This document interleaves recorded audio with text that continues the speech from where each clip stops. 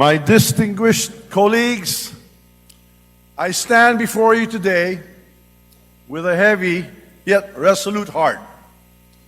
Recent events compel me to address not only the accusations that have been hurled against me personally, but also the attacks on the institution we hold sacred, the House of Representatives, the heart of our democracy and the voice of the Filipino people. Let me begin with a matter that is both alarming and unprecedented. The Vice President of the Republic of the Philippines, Sara Duterte, admitted to contacting an assassin to kill President Ferdinand R. Marcos Jr., First Lady Luis Araneta Marcos, and myself. Let me be clear. Hindi na to biro. Hindi na to normal na panalita. Isa itong direktang banta sa ating demokrasya, sa ating pamahalaan, at sa seguridad ng bayan.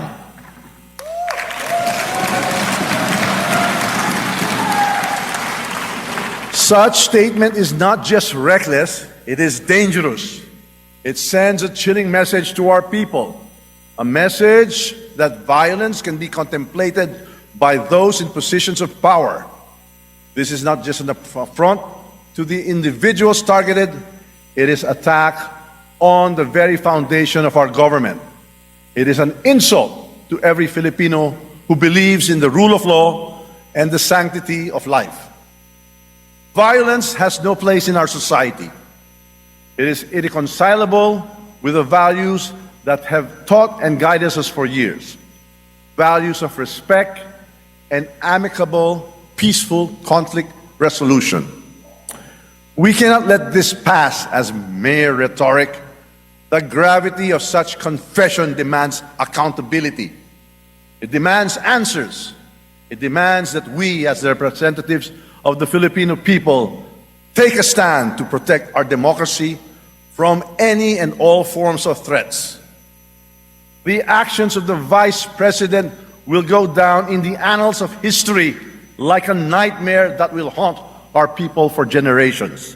And this House will do whatever we can to protect the dignity of this institution and the 100 million Filipinos we represent.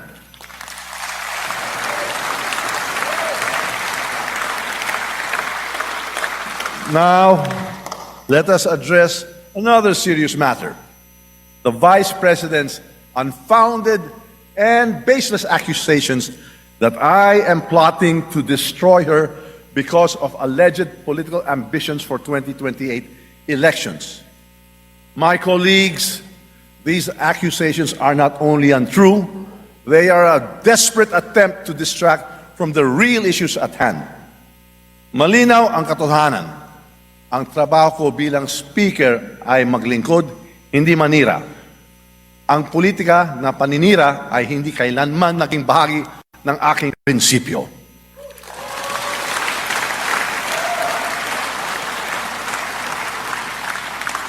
My focus has always been on fulfilling my responsibilities as Speaker of the House, leading with utmost integrity, untarnished by division and self-interest, and guided by the principle that every action and decision I take must always be for the benefit of the Filipino people. These unfounded accusations are not just about me. They are an affront to the House of Representatives. They are an attempt to erode public trust in this institution, to sow division, and to create chaos. We choose unity over division, dialogue over conflict, and cooperation over confrontation. Why these baseless accusations? The answer is simple: to divert attention from the mounting evidence of fund misuse under her leadership at the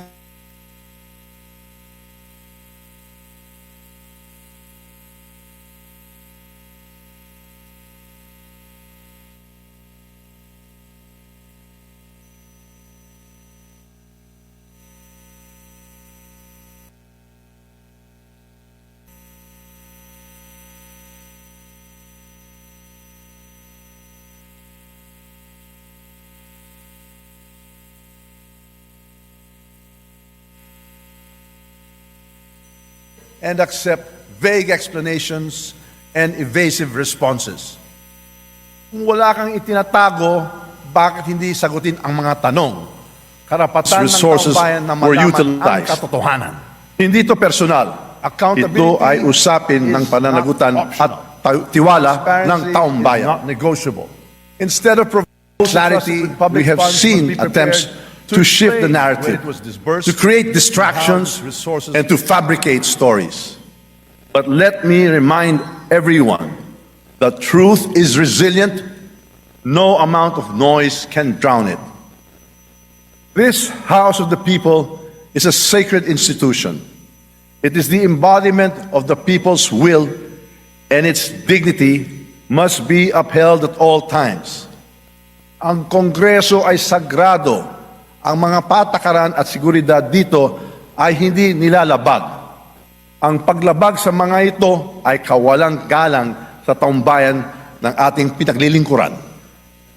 Disrespect for the protocols, security measures, and leadership of this institution is not just a breach of rules, it is a breach of trust. To mock our protocols, to defy our orders, and to malign our leaders is to disrespect the Filipino people who elected us to serve. This House operates on the principles of the rule of law, transparency, and accountability. These principles are the bedrock of our democracy. To undermine them is to weaken the foundation upon which our nation stands. My colleagues, I call on you to stand with me in defending this institution.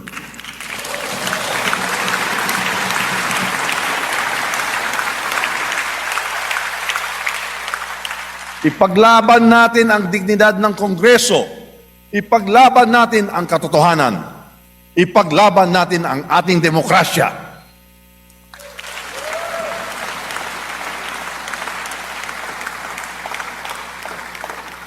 This is not about personal interests. It is about preserving the integrity of the House of Representatives and ensuring that it remains strong and a credible voice for the Filipino people. To the Filipino people, I assure you that this House will not waver in its commitment to transparency, accountability, and service. We should not allow individuals to ruin this great nation with their manipulative tactics, their troll armies, or their few blind followers. We owe it to the Filipino people to remain steadfast in our mission to pass laws that improve lives, protect freedoms, and ensure a brighter future for all. Finally, I reaffirm my unwavering support for President Ferdinand R. Marcos Jr. and his administration.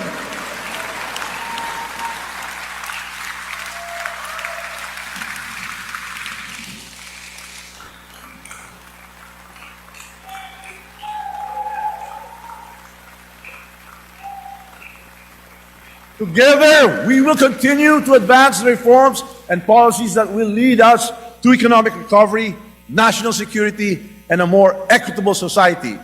Ang laban na ito ay hindi tungkol sa akin, hindi tungkol sa inyo, kundi para sa ating bayan at sa kinabukasan ng bawat Pilipino. Let us rise above the distractions. Let us reject baseless accusations. Let us focus on what truly matters, serving the people and strengthening the institutions that uphold our democracy. Let us stay focused, steadfast, and committed to the great job we are doing.